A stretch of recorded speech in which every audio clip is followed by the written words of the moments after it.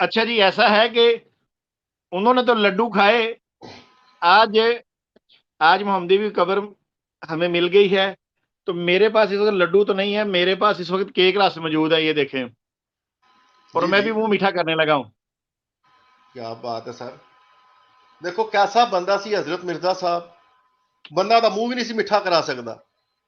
انہوں تو اچھا ذائقہ ہی نہیں سی نا آندا. تمہیں پتا ہے سیرت المہدی چ لکھا ہے کہ اپنے ابا جی دے بارے چ وہ کھاتے پیتے تھے، ان کی وہ ذائقہ وہ حس مر گئی تھی بعد میں، وہ پتہ ہی نہیں سی لگتا کی کھا رہے ہیں. تو جب دانت کے نیچے کوئی کنکن آنا تو حضرت صاحب نے پوچھنا جی کی پکایا سی، یہ واقعہ لکھا ہوا. بدقسمتی ہے نا سر.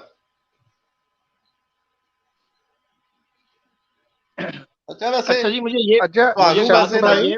نہیں شمس تھانوں بھائی، ویسے حضرت مرزا صاحب نا راس آئے ہوئے نے. جدوں بھی مطلب تسی سٹریم کرتے ہو نا تانوں بھوک لگ جاندی ہے حضرت صاحب تے. حضرت صاحب تے قبض کشا نے تواڈے واسطے. شمس بھائی، بسم اللہ الرحمن الرحیم. السلام علیکم ورحمۃ اللہ وبرکاتہ.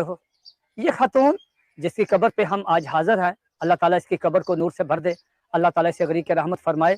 اس خاتون کا جو والد تھا وہ جھوٹے مدعی نبوت مرزا قادیانی کا رشتہ دار تھا. اس کا نام تھا مرزا احمد بیگ.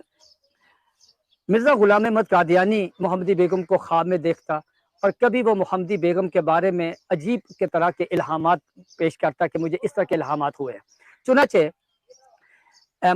مرزا احمد بیگ نے اپنی بیٹی محمدی بیگم کی شادی، یہ مرزا سلطان احمد میرے پیچھے ان کی قبر ہے، یہ مرزا سلطان احمد ان کے میاں ہیں، تو ان کے ساتھ طے کر دی. یہ قصور نزدیکی قصور لاہور کے قریب پٹی والا، تو یہ مشہور تھے، یہ پٹی کے رہنے والے تھے. جب مرزا قادیانی کو پتہ چلا کہ یہ پٹی والا جو مرزا سلطان احمد ہے، محمدی بیگم کی شادی اس سے طے ہونے والی ہے، تو مرزا قادیانی نے کہا کہ مجھے اللہ نے الہام بھیجا ہے کہ پٹی پٹی گئی.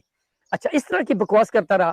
اس نے ان کے خاندان کو بڑا لالچ دیا، بڑا ترغیبات کی، بہت زیادہ تھریٹ کیا، پیش گوئیاں کی. ایک پیش گوئی کی کہا کہ اللہ نے میری شادی اس کے ساتھ آسمانوں پہ کر دی ہے، اب یہ چاہے بیوہ ہو کے آئے چاہے کنواری ہو کے آئے، یہ میرے ساتھ اس کی شادی ہوگی. تو آپ اندازہ لگائیں کہ جو آدمی نبوت کا دعویٰ کرتا ہے، اس لڑکی کو جس کے ساتھ اس کا کوئی تعلق نہیں، اس لڑکی کے ساتھ اس آدمی نے اشتہارات کے ذریعے اپنی کتاب آئینہ کمالات اسلام میں اس کے بارے میں کہتا رہا کہ مجھے اس کے ساتھ نکاح ہو گیا، اگر یہ نکاح نہیں ہوگا اس کا خامد مر جائے گا، اس کا باپ مر جائے گا، یہ لڑکی مر جائے گی. اس طرح کی وہ اشتہارات چھپوا کے بازاروں میں لگواتا. مرزا قادیانی محمدی بیگم کے عشق میں اس طرح مبتلا ہوا کہ وہ ایک نوکرانی کے ذریعے محمدی بیگم کی حیض والی شلوار منگواتا، اور پھر اس کو چومتا سونگتا، اس کو آنکھوں کو لگاتا اور سر پہ باندھتا. تب جسے وہ سر پہ باندھے تھے وہ شلوار کس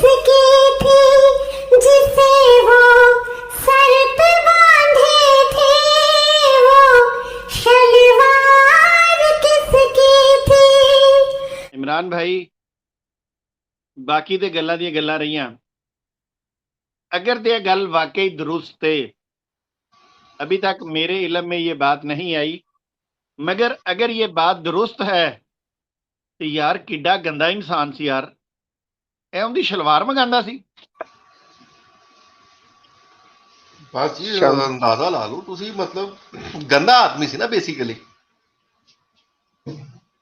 نہیں عمران بھائی، اے تے چلو سانو پتہ سی کہ اینوں گندے گندے الہام آندے سن، اینوں گند دا الہام بھی آندا سی.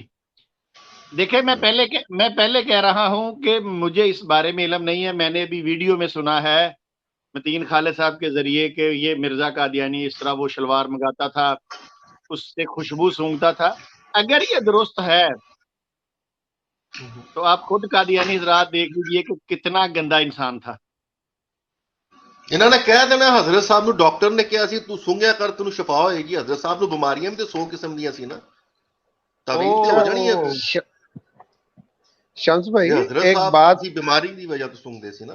ایک بات آپ لوگوں نے نوٹ کی ہے، اگر تھوڑی اجازت ہو تو؟ یہ ابھی ویڈیو میں نے دیکھی ہے. آپ یہ دیکھیں کہ مرزا نے اپنی عمر میں اتنی کوشش کی محمدی بیگم کو ان کے شوہر سے علیحدہ کرنے کے لیے کہ جی، طلاق ہو کے آئیں گی، اس طرح آئے گی.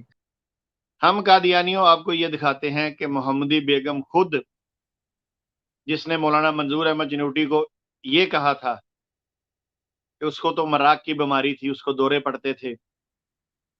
خود اندازہ کیجئے کہ وہ مرزا قادیانی سے کس قدر نفرت کرتی تھی, اور بنتی بھی ہے نفرت.